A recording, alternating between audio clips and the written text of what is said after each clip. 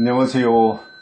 7월 3일 금요일입니다. 오늘은 사도행전 21장 33절과 34절입니다. 이에 천부장이 가까이 가서 바울을 잡아 두 쇠사슬로 결박하라 명하고 누구며 무슨 일을 하였느냐 물으니 무리 가운데서 어떤 이는 이 말로 어떤 이는 저 말로 부르짖거늘 천부장이 소동을 인하여 그 실상을 알 수 없어 그를 영문 안으로 데려가라 명하니라. 아멘. 사도 바울이 사람들에게 붙잡혀서 두들겨 팼지요.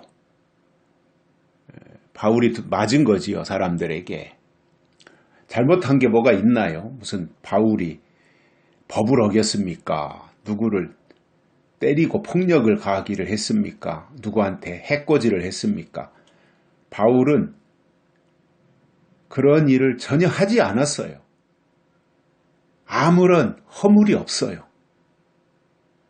그런데 어제도 말씀드린 것처럼 바울 자체가 미운 것이고 바울이 증거하는 설교의 내용이 마음에 들지 않았던 거지요.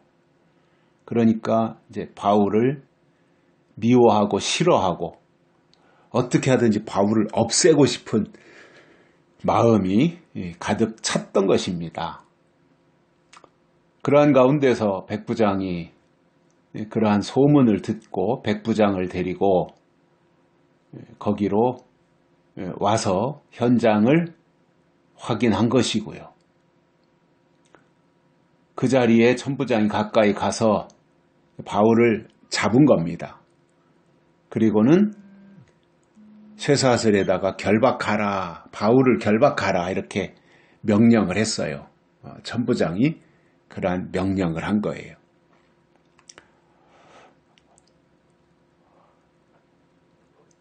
그리고는 이제 거기에서 바울을 때리던 거기에 모여있던 사람들에게 바울이 그런 말을 하지요. 천부장이 그런 말을 하지요. 당신들은 누구고 또 무슨 일을 하였느냐 이렇게 물어본 거예요. 도대체 당신들은 누구냐? 누군데 이렇게 사람을 붙잡아 놓고 때리느냐? 위협을 가하느냐? 누구냐 당신들은? 그리고 무슨 일을 한 거냐 지금? 이것을 물어본 거예요. 그때 당시에 뭐 천부장 하면 끝발이 대단하죠. 왜냐하면 1000명의 부하를 거느리고 있는 사람이 천부장이잖아요. 그러니까 그 위력이 대단하지요. 그 백부장은 100명을 거느리고 있으니까 지금 말로 하면 지금 군대로 말하면 100명의 부하를 통솔하는 위치에 있는 사람이 중대장이에요. 중대장. 대위죠. 대위. 지금 직책으로 하면 이제 대위급이 중대장을 하니까요. 백부장이 이제 중대장급. 천부장은 1000명을 수하에 데리고 있는 사람인데 우리나라에는 아마 1000명 데리고 있는 그 군대의 계급은 없는 것 같고요. 대대장이라면 4개 중대, 그러니까 백부장 4명을 거느리고 있으면 이제 대대장인데 대대장이라고 하면 뭐 한 400명 남짓, 400명에서 400, 한 4, 50명 이 정도 인원이 대대급 인원이기 때문에 1000명급 인원하면 약 2개 대대인데 2개 대대에 대한 직책은 우리나라의 군대 조직 내에는 없는 것으로 알고 있어요. 뭐 저도 오래전에 군대 생활해서 최근에 조직은 어떻게 바뀌었는지 모르지만 제가 상식적으로 볼 때 천부장 제도는 우리나라에는 없기 때문에 그러나 그때 당시에 천부장 하면 대단한 위치에 있는 사람이죠. 권력이. 그 천부장이 나타나서 왜 그러느냐 당신들이 왜 이 사람을 붙잡아 놓고 폭행을 가하느냐 당신들 도대체 누구냐 이렇게 물었더니 거기에 있던 무리들이 어떤 이는 이 말을 하고 어떤 이는 저 말을 막 이제 자기들 나름대로 이제 바울을 비난하고 또 바울이 문제가 있다고 고자질을 하고 하는 상황이 된 것으로 보여져요.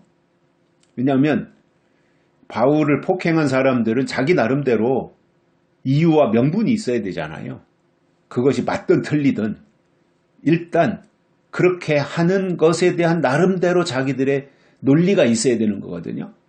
그러니까 그것을 천부장이 물어보니까 맞든 틀리든 나름대로 자기들 주장을 한 거예요. 어떤 이는 이 말로 어떤 이는 저 말로. 그러니까 그 말을 듣고는 천부장이 도대체 저 사람들은 저렇게 말을 하고 또 각각 나름대로 자기들 말을 막 짓거려 대는데 실상을 알 수가 없어요. 실상을. 왜 그러는지 핵심 내용을 누가 한 사람이 나서서 조목조목 이렇게 얘기를 한다면 천부장도 아 그렇구나 할 텐데 여기저기에서 막 소란을 떨고 떠들썩하게 주장을 하니까 그것에 대한 내용을 파악하기가 쉽지 않았겠지요. 천부장의 입장에서도. 그렇다고 해서 일방적으로 천부장이 바울 편들어 줄 수 있는 것도 아니고. 그래서 일단은 실상을 알 수가 없어서 바울을 영문 안으로 성 안으로 데리고 가라 이렇게 명령을 하면서 이 일을 일단 그렇게 무마시킨 것으로 보여져요. 이 천부장이 등장함으로 이제 바울이 일단 한 고비를 또 넘긴 거지요. 저는 이제 이런 내용을 보면서 한편으로는 그런 생각도 해보게 됩니다. 뭐냐면 바울은 하나님이 부르셨고 하나님이 세우셨고 하나님이 보내셨고 전폭적인 하나님의 지원 아래에서 하나님의 일을 하는 사람이었잖아요. 그때 당시에. 그런데 바울이 이렇게 나약할 수가 있어요. 하나님의 일을 하는 종이 이렇게 힘없이 이렇게 갈 수가 있어요. 정말 하나님이 바울을 보내셨으면 이렇게 해야 될 것으로 우리가 기대하잖아요. 뭐냐면 이 유대인들이 바울을 붙잡아서 성 밖으로 데리고 가지고 이제 두들겨 패는데 갑자기 때리는 사람의 손이 마비가 된다든가 사지가 마비가 된다든가 벙어리가 된다든가 그래가지고 주변에 있는 사람들이 깜짝 놀라가지고 이야 하나님이 살아계시구나. 바울을 때리던 사람이 손이 마비가 되고 현장에서 즉사하고 이런 일을 보면서 두려워가지고 그 자리에서 엎드려가지고 하나님을 경배하고 바울이 높임을 받고 이렇게 되기를 기대하잖아요. 우리는. 그런데 하나님은 전혀 그렇지 않아요. 아주 힘없고 아주 보잘것없고 때리면 맞아야 되고 이러한 바울의 모습이었단 말입니다. 그러니까 거기에 이제 천부장을 보내셔서 바울을 구출해내는 이 작전을 하나님이 하신 것인데 아무튼 하나님은 하나님의 방식대로 하시잖아요.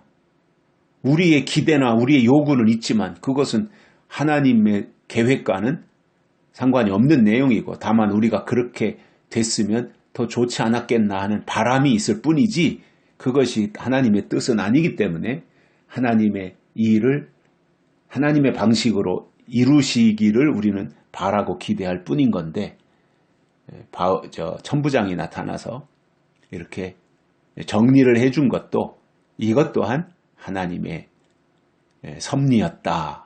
그런 생각을 하게 됩니다. 여기까지 하겠습니다. 고맙습니다.